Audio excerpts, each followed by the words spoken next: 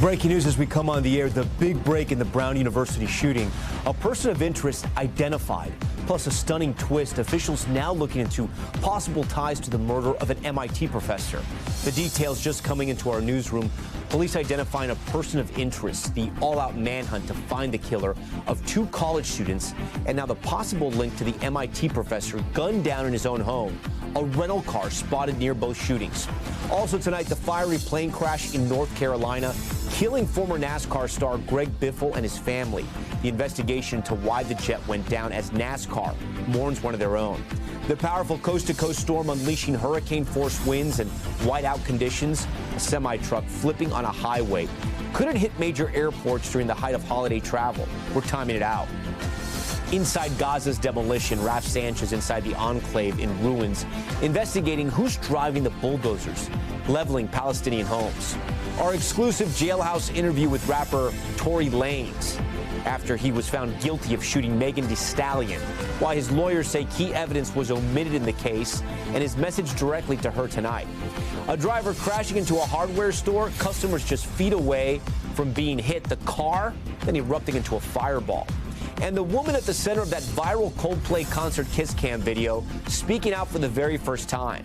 What's she saying about the scandal that took over the internet?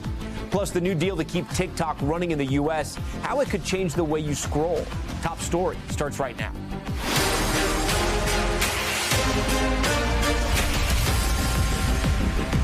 And good evening. We begin tonight with a major break in the search for the Brown University shooter. NBC News learning a person of interest has been identified in connection to the campus killings. That according to 3 law enforcement officials. And in a shocking twist tonight, multiple senior law enforcement sources say police are now looking into a possible connection between that Brown University shooting and the murder of an MIT professor in Brookline, Massachusetts, just 2 days later. 3 senior law enforcement officials briefed on the investigation say authorities are looking into whether the same rental vehicle was spotted at Brown University and then near the home of the MIT professor. The news comes after just days Massachusetts State Police issued a be on the lookout alert for this vehicle, a gray Nissan Sentra with Maine license plates, warning law enforcement the vehicle and occupants are considered armed and dangerous. But today that search was called off.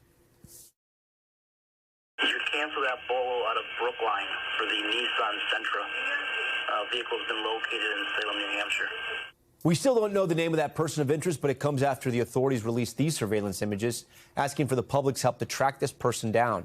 It's unclear at this hour if this is the person they've now identified. Aaron McLaughlin tracking it all closely once again tonight from Providence. Tonight in Rhode Island, a major break in the search for the Brown University killer. 3 senior law enforcement officials tell NBC News a person of interest has been identified in connection with the mass shooting. And in a stunning development, the officials also noting authorities are looking into a possible connection to the murder of an MIT professor. The development 5 days into an exhaustive investigation that includes combing hours of surveillance footage pulled from homes and businesses in the area and released by authorities searching for this man, seen near the campus hours before the shooting and leaving the area immediately after. Yesterday, authorities appealed to the public for help finding this individual seen in close proximity. All we know is that that person was in the vicinity of the subject that we have an interest in, and we want to speak with them.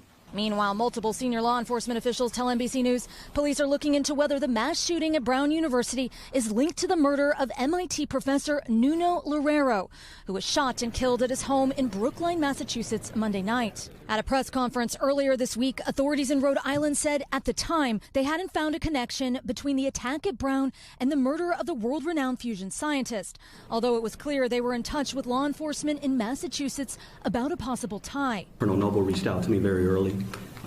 Their lead on that particular incident. He made sure that if there's any intelligence, any information in which is connected to what we have here, that they would share that. Now multiple sources tell NBC News they're exploring additional leads to see if there's a connection, as police in Massachusetts hunt for Loureiro's killer, today issuing this alert about a gray Nissan Sentra with a Maine license plate. The vehicle and occupants are considered armed and dangerous. Tonight, that Nissan spotted, according to Massachusetts police scanner traffic, in Salem, New Hampshire. Vehicle has been located in Salem, New Hampshire.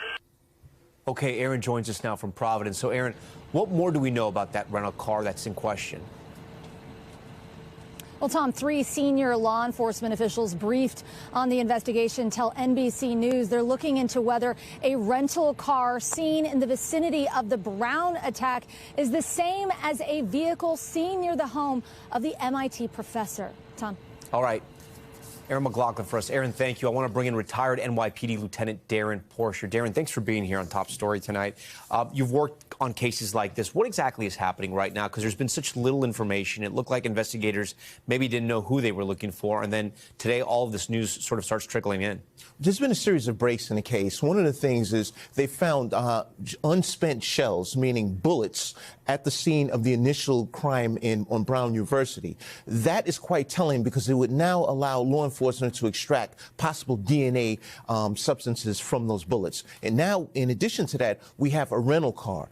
There's going to be a trove of DNA that you can take from that car because it's impossible for you to enter and exit a vehicle without leaving a trace of DNA, such as skin follicles, hair follicles, things to that effect. So they're going to comb that. Those crime scene investigators are going to comb through that vehicle, and they're going to put that information into the CODIS database. The CODIS database is where we hold all of the DNA information, and this has been up and running since 1995. They've already identified a suspect, so I think that it's a matter of time. So if they've identified the suspect, right, why do you think they've not come out and let the public know this is who it is, either we have him or we need your help in looking for him? I'm a firm proponent in involving the public as much as possible because the public is your greatest resource as it relates to capturing absconding criminals. But at the same token, if we don't want to spook this person because we feel that this person may, one, either attempt to commit suicide or two, take a hostage and barricade themselves in a location and make a series of demands. What do you think? How do you think they figured out this rental car, if this indeed is the case? Because at first they said there was no connection. Now they're saying there's a possible connection. It could be this rental car. How does that come up on investigators' radar? I think it's a combination of several things. The first component would be the cameras. Now, on the Brown campus, they had 1,200 cameras. They weren't able to capture images because this building, and it's kind of a weird situation. Half of the building was new and half of the building was old. The old part is where the shooting occurred. You didn't have camera systems in there, whereas the new building, you did have cameras. So that being said, coupled with the building was on the fringe. When I say the fringe, meaning it was right on the street line. So you didn't have captured video of the assailant entering the campus facility. So we're now leapfrogging with doorbell ring cameras coupled with cameras at the location where the MIT professor was subsequently assassinated. So law enforcement is bringing all of this stuff together, and that's how they've been able to make an ID. And I believe they use something we refer to as crowdsourcing as it relates to the facial recognition. What can you draw? And I know it's very little, but you have a shooting inside of a study hall at Brown University, and then you have a professor murdered in his home over at MIT. If there is a connection there, do you see a type of suspect?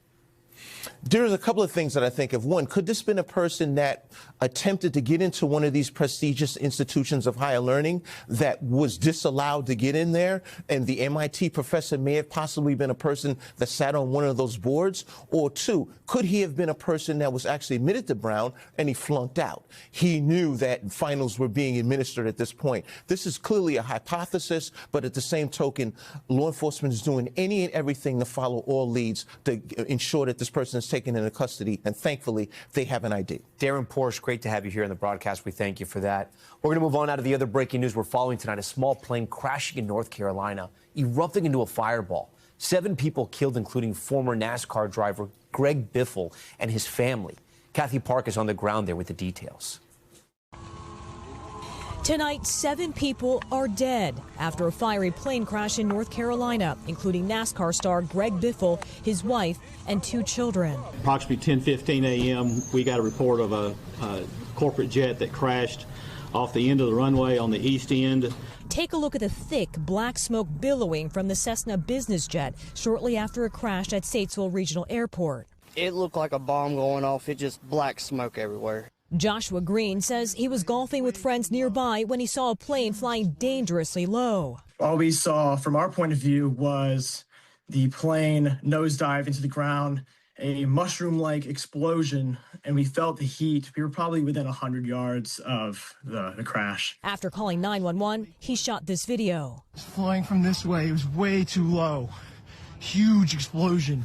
I was terrified. I felt my heart drop out of my body. The plane took off this morning in drizzly and foggy conditions, bound for Sarasota. Flight tracking data shows it turning around not long after. Biffle, known as the Biff, had a long career with NASCAR, winning 19 Cup Series races and earning a nomination for the Hall of Fame. He's also an experienced pilot, posting this photo of himself flying the same plane back in September. The caption, "Excited to get back to flying again." When Hurricane Helene devastated western North Carolina last year, Biffle flew helicopter missions to rescue stranded residents and fly in supplies. We were just people helping people. Late today, Dennis Dutton, his son Jack, and Craig Wadsworth were also confirmed dead. Tonight, the victims' families releasing a statement calling Greg and his wife Christina devoted parents and active philanthropists, remembering their daughter Emma as a kind soul and son Ryder as active, curious, and infinitely joyful. Kathy Park joins us tonight from the Statesville Airport. Kathy, what more do we know about what may have caused this crash? Because it happened at the airport where you're at.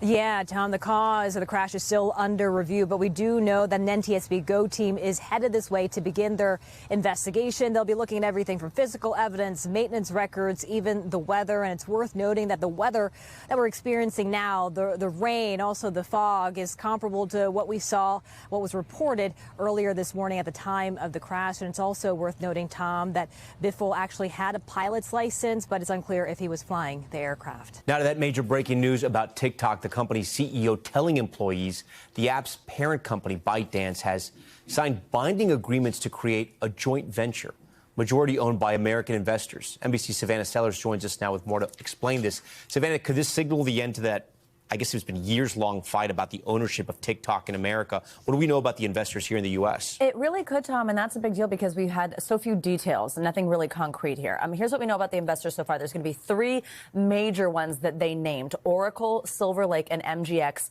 They're each going to take a 15% in this new company. It's called TikTok USDS joint venture. And then a 30%, this is what's interesting, will be existing investors of ByteDance. That is that parent company of TikTok that is Chinese company, and that has been the major concern here. And then also, to comply with the law, just under 20%, they say, will remain ByteDance ownership. That's exactly what the law said.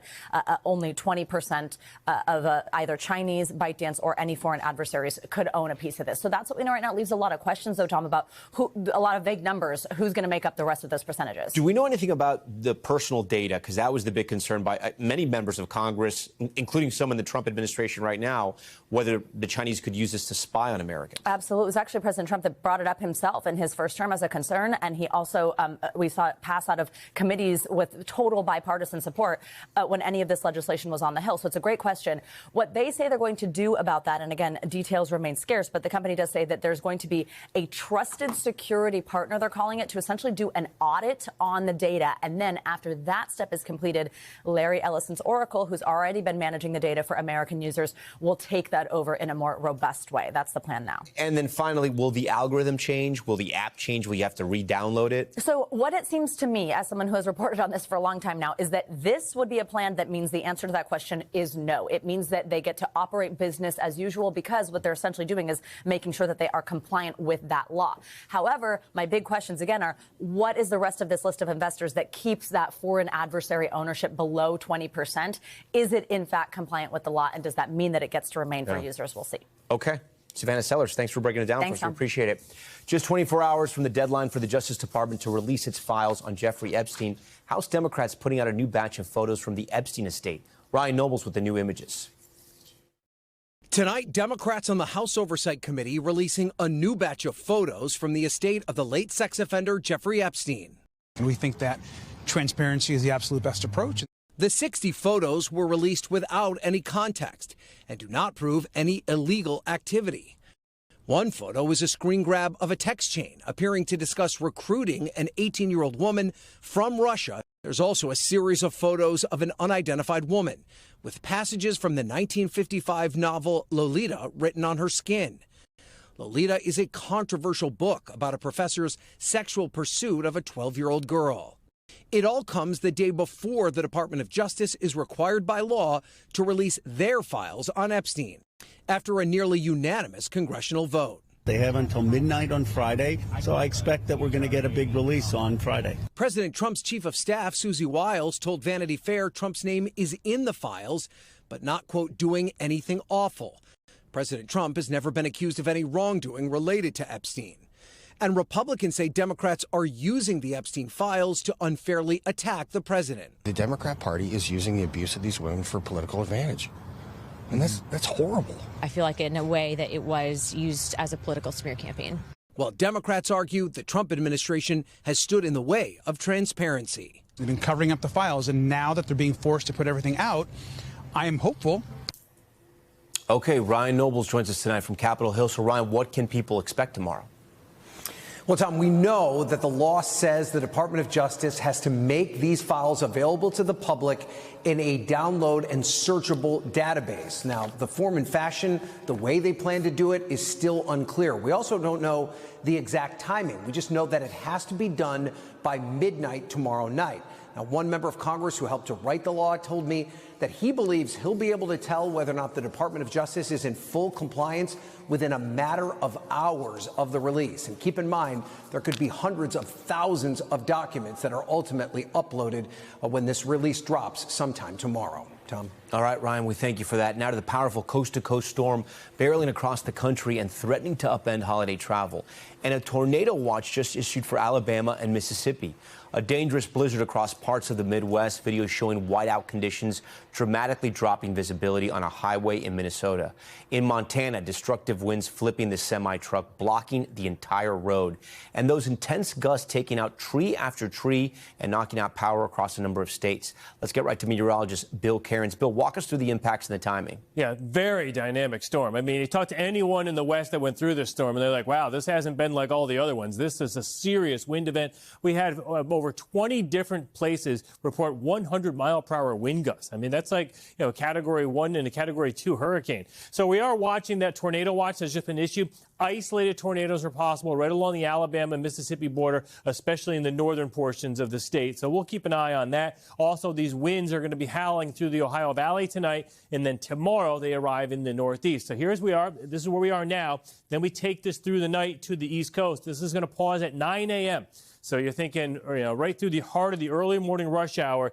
D.C. are going to clear out early, but Philly all the way to New York, straight through New England. High winds, heavy rain. It's way warm. You don't have to worry about any snow or ice or anything, but those winds are going to howl, and it's going to cause a lot of problems. The airports out there, we could have some minor power outages. We have about 99 million people still under wind advisories or wind warnings, including all of southern New England, where we could easily see gusts up to 50 to 60 miles per hour. So, Tom, this storm will leave its mark tomorrow, especially for anyone getting that early jump on the travel. Yeah, and then tonight, the Pacific Northwest bracing for another round of storms. Yeah, I mean, look at this atmospheric river. This is just a hose all the way down by Hawaii. The bright white clouds, that's what we call the atmospheric river. And it's just pouring from Portland southwards down into areas of Oregon. Now, as we go throughout the forecast tomorrow, it's going to shift a little bit more into northern California. So we got the northeast travel trouble and that northern California, southern Oregon. As far as airports go, San Francisco late in the day could have some issues. Portland and Seattle, isolated issues, and a lot of problems here in the northeast, especially the first half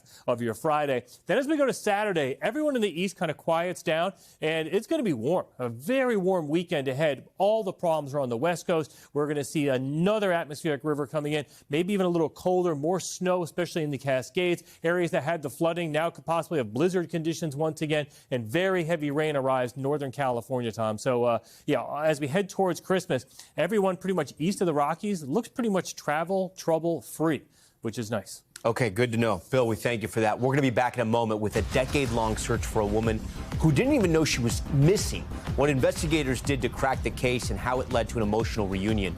Plus, Trump media announcing a new billion-dollar merger with a fusion power company, what we're learning tonight, and dramatic video of a car slamming into a hardware store, narrowly missing an employee before bursting into flames. We'll show you the chaotic scene ahead on Top Story.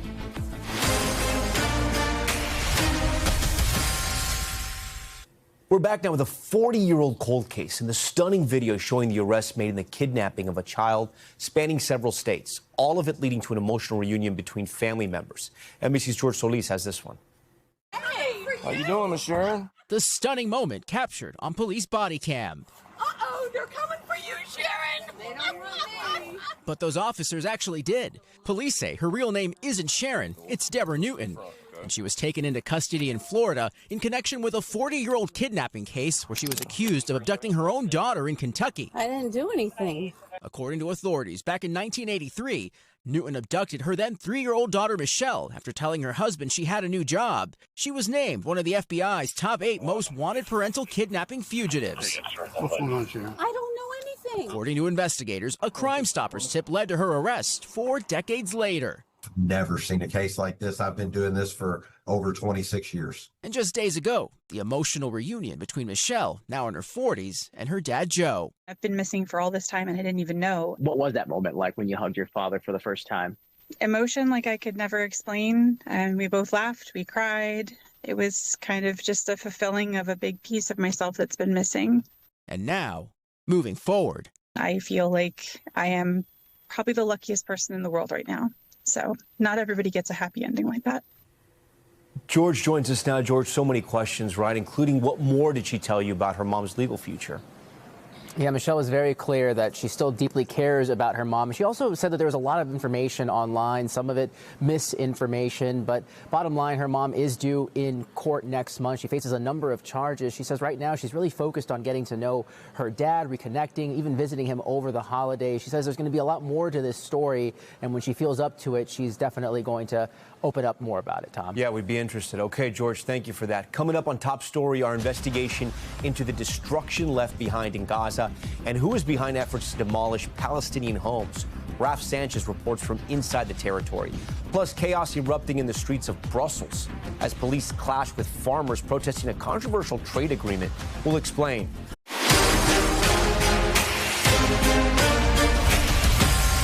We're back now with the new controversy tonight over the naming of the Kennedy Center after the White House announced the board voted to change it to the Trump Kennedy Center.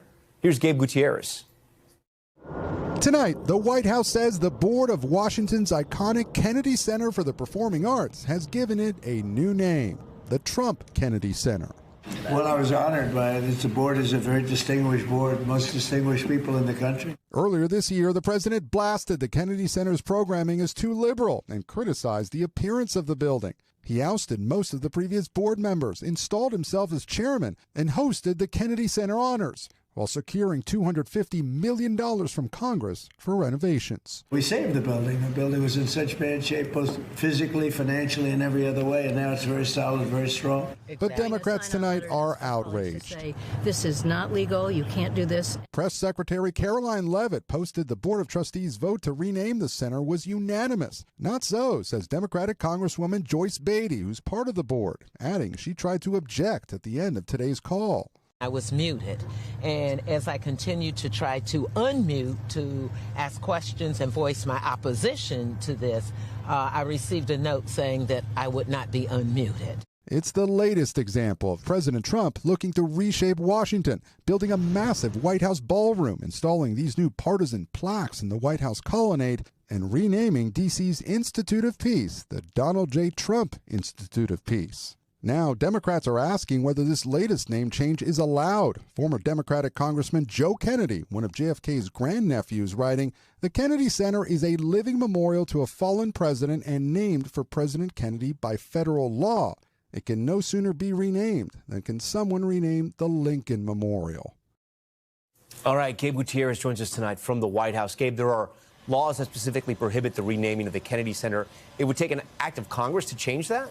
Yeah, that's right, Tom. Trump had previously joked about this name change, but today the board took it a step further. But as you alluded to, it's not that simple. In 1958, President Eisenhower signed legislation establishing a natural cultural center here in Washington. Now, after JFK was assassinated, a federal law established it as a living memorial to JFK. So it does require an act of Congress for any official name change. So this vote faces significant legal challenges, and as you just heard, Kennedy family members argue the board lacks the authority to unilaterally change the name, Tom. All right, Gabe Gutierrez. Gabe, we thank you for that. Turning now to Top Stories news feed, we start with the Trump administration moving to end gender transition-related care for minors across the country. Health and Human Services officials announcing their proposal today, saying it would prohibit hospitals from providing treatment like puberty blockers and hormone therapy as a condition of participation in Medicare and Medicaid. And an update on Brian Walsh, the Massachusetts man convicted of killing his wife. He was sentenced today to life in prison without the possibility of parole. A jury found him guilty of first-degree murder this week. You'll recall that gruesome case from 2023. His wife, Anna, disappeared on New Year's Day. Walsh admitted to dismembering her body and misleading police, but maintained his innocence. And a dramatic new video of a car plowing into a hardware store in Central California. Look at this. You can see the vehicle slam through the building, barely missing some of the people inside before bursting into flames. Some of the employees working to put out the fire. Luckily, no one was hurt. Police say it appears the crash was an accident. And police in New Jersey rescuing a dog that got trapped in a frozen lake. Check this out. Video shows an officer running to the lake with the dog struggling in the freezing water. The officer quickly jumps into action, getting in the water himself before finally pulling the pup to safety. Now to the surprising merger between President Trump's social media company and a nuclear fusion company.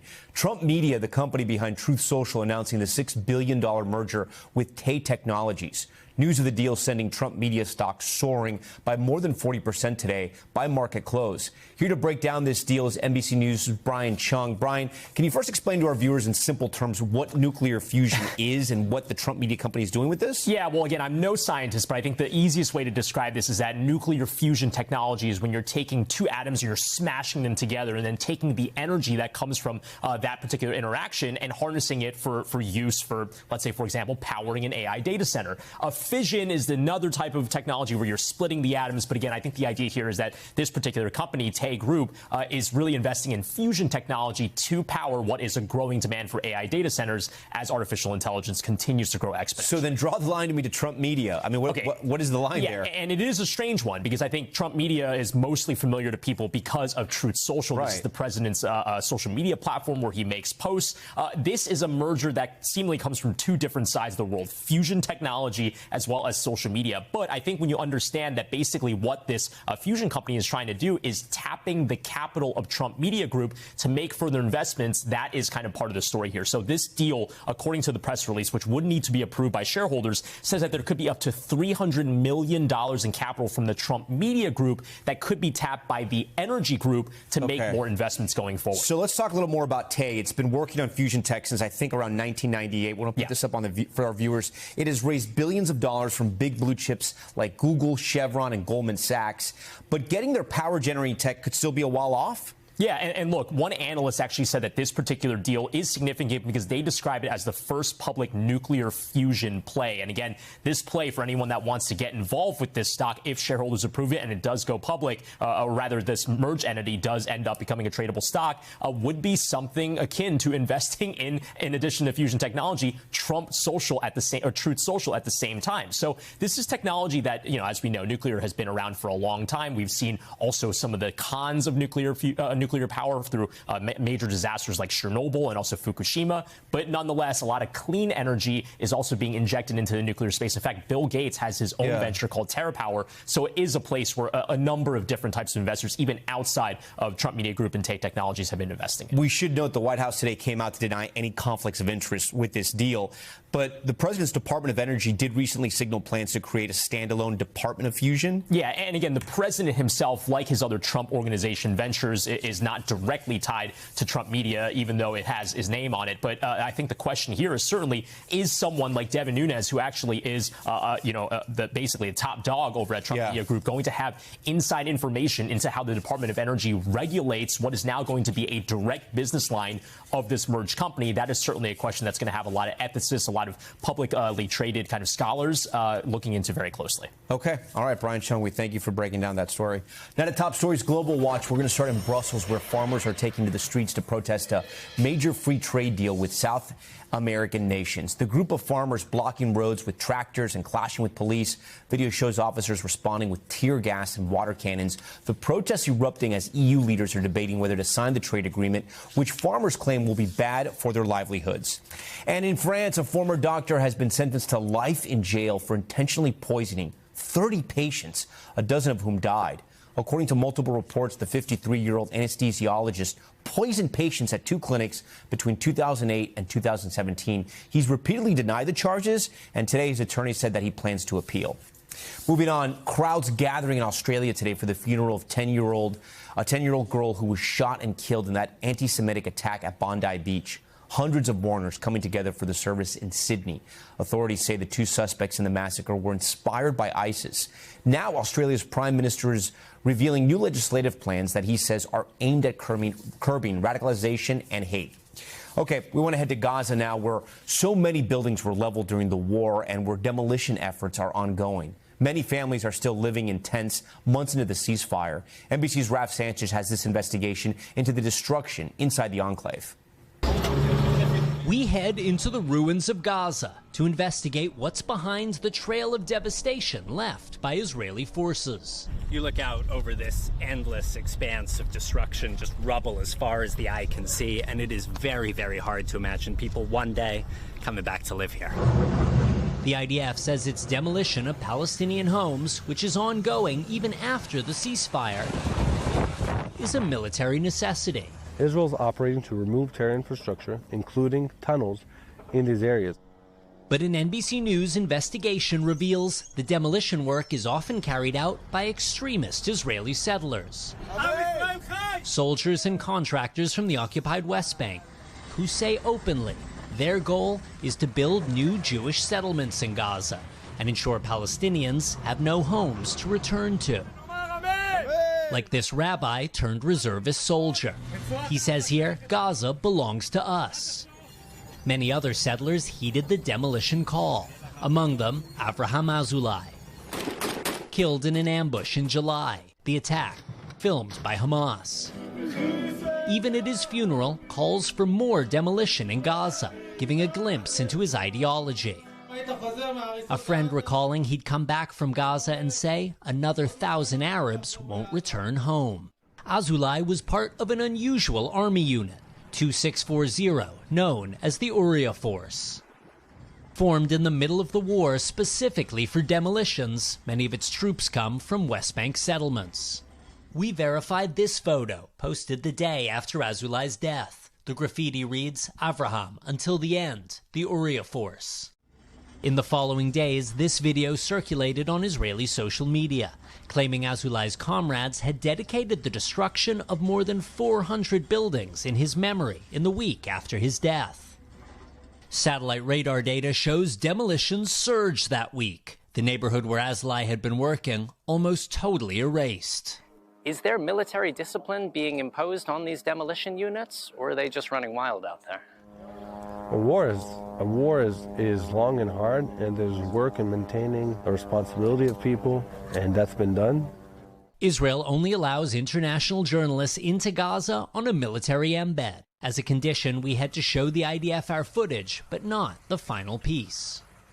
But this Israeli soldier, speaking to us on condition of anonymity, tells a different story. It became clear to me that what we are doing is wrong, that it is not serving any military purposes. Civilian contractors also did demolition work in Gaza, recruited by Facebook ads. One told us he was paid nearly $500 a day, 3 times an average Israeli salary. Among the contractors, Enon Levy, a notorious settler, seen on video in July allegedly killing an unarmed Palestinian man. Levy was arrested by Israeli police, his lawyer arguing he acted in self-defense in the face of an angry crowd. He hasn't been charged and was freed days after the killing. And in a court transcript obtained by NBC News, his lawyer confirmed he was working daily as a contractor in Gaza City. Israel's Ministry of Defense declined to comment when we asked whether it vets contractors before sending them to Gaza. The Kabbalan family is one of many now living in tents on Gaza's beachfront. Their home in Han Yunis was likely one of those demolished by Unit 2640. Our home was destroyed, says 11-year-old Amira, and all our memories went with it. Raf Sanchez, NBC News. Still ahead on Top Story, breaking his silence from behind bars. Rapper Tory Lanez opening up in a new exclusive interview with NBC News after being found guilty of shooting Megan Thee Stallion. Plus, the woman who went viral in that Coldplay concert kiss cam video, now speaking out for the first time. What she said about the incident and how it's changed her life. Stay with us. We're back now with an exclusive interview with rapper Tory Lanez, currently serving a 10-year prison sentence after he was found guilty in the 2020 shooting of Megan Thee Stallion. Tonight, Lanez's lawyers say there was evidence not presented in the initial trial as they argue for his release. Here's NBC News entertainment correspondent Chloe Malas.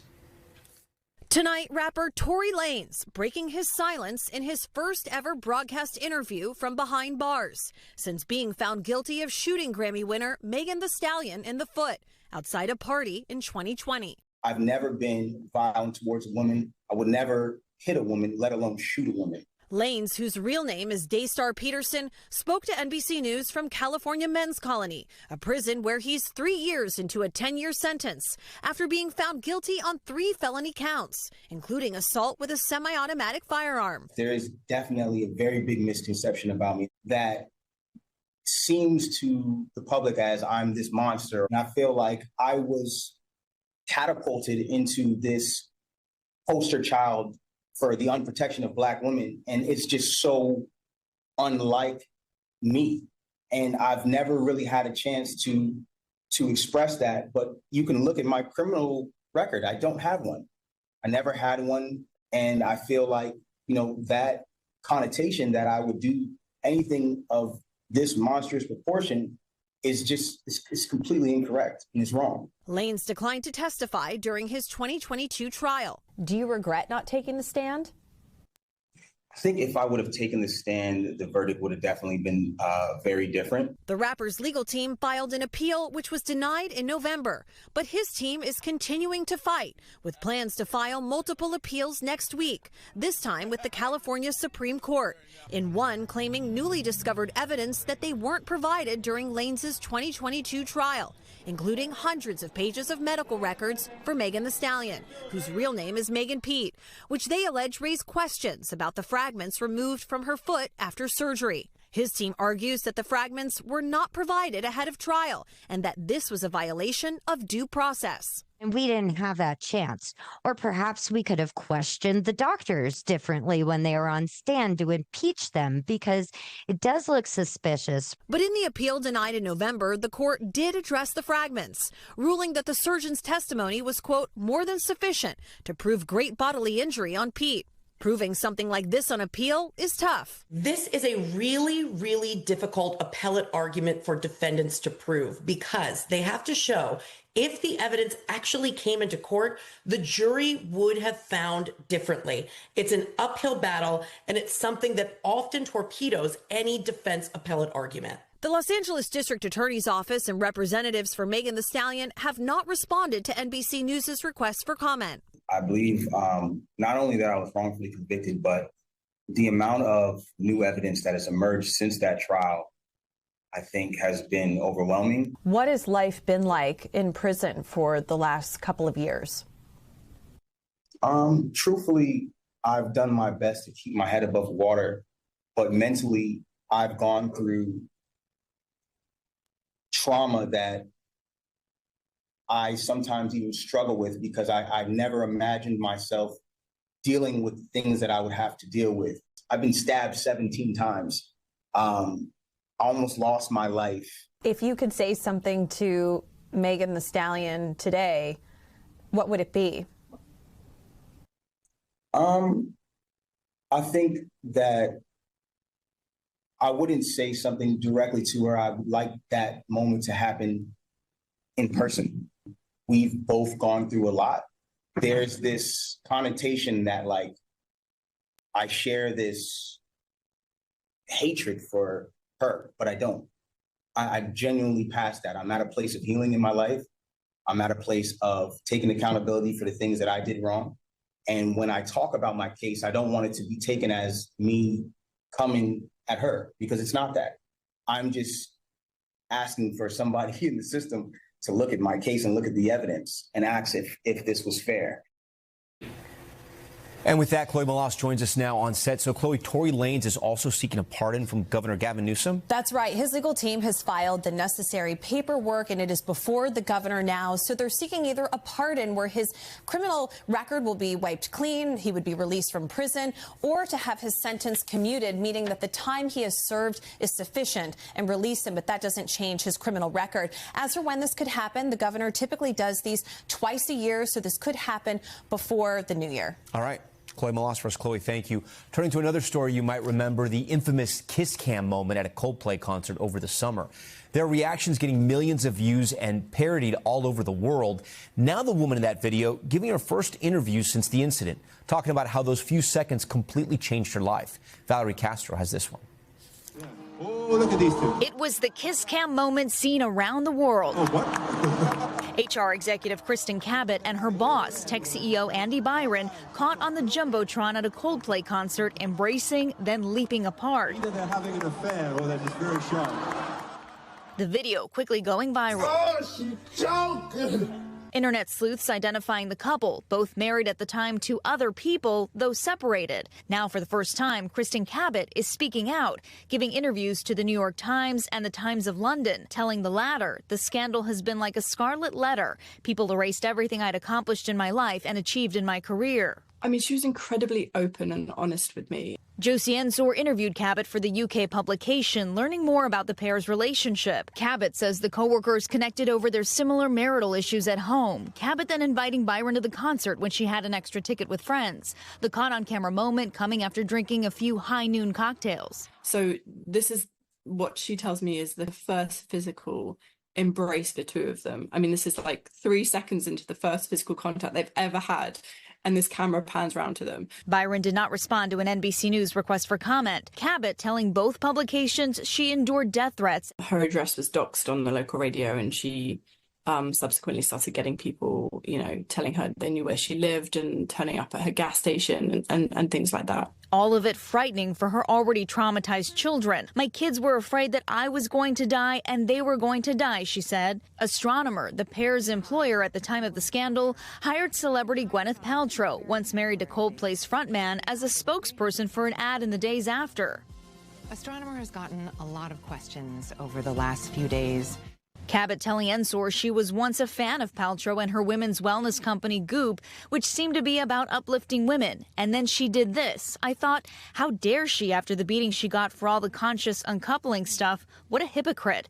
Paltrow not responding to an NBC News request for comment. And finally sharing her side of the story, Cabot telling the New York Times, I want my kids to know that you can make mistakes and you can really screw up, but you don't have to be threatened to be killed for them.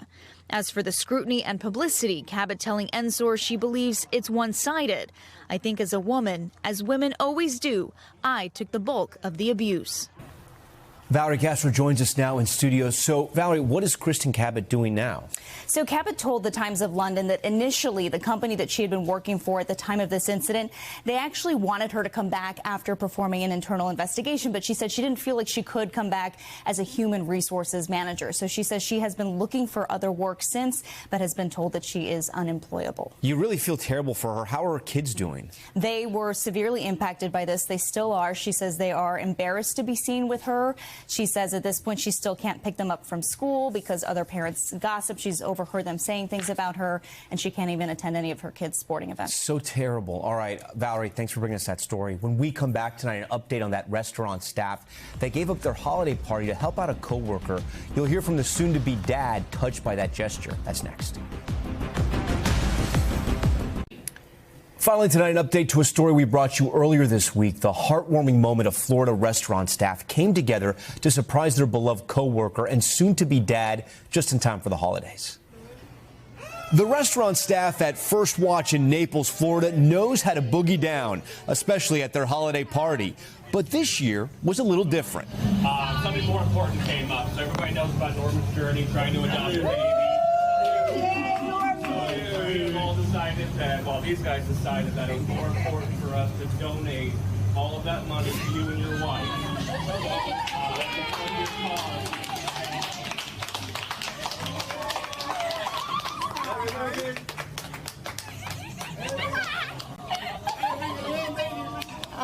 The soon-to-be dad left speechless.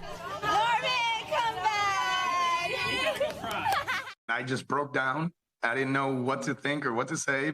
Norman and his wife Alicia have struggled for years to have a baby, eventually deciding to pursue adoption. Now they will soon bring home a baby girl. We're beyond blessed that we have all these wonderful, great people that, had this thought in their heads and the kindness in their heart and decided to share it with us.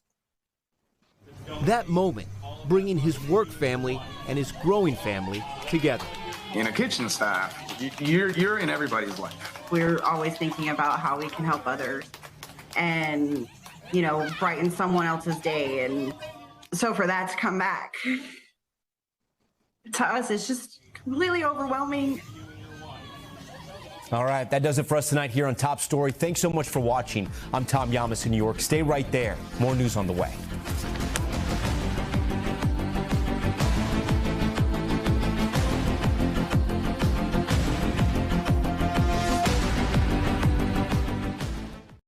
We thank you for watching, and remember, stay updated on breaking news and top stories on the NBC News app or watch live on our YouTube channel.